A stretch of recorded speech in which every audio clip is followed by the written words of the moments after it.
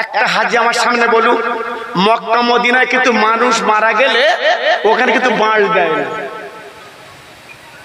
আল্লাহু আকবার।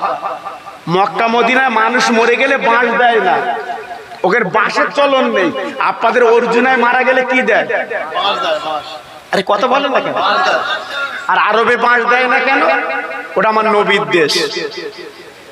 মারা গেলে ওখানে নাজাত দেয় আল্লাহ, জোরে বলুন, চিল্লে বলে।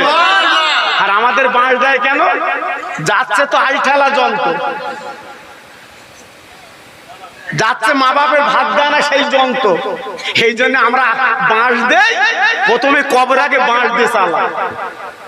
কি খবরদার, পায়ে ধরে বলছে আমার সোনা, জীবনটা পরিবর্তন করো, আল্লাহর কাছে কাঁদো। 70 বছরের জীবন বাবা, এই জীবনের কোনো মূল্য নেই বাবা, এই জীবনের কোনো দাম নেই বাবা। আজকে আছি কালকে থাকবো না। এজন্য বলছি প্রত্যেকে অন্তত পরিবর্তন করে জীবনটা গড়ুন, আল্লাহ খায়ের করবে। সবাই জোরে চিল্লে সালাম দেন, ইয়া নবী সালাম আলাইকা, ইয়া রাসূল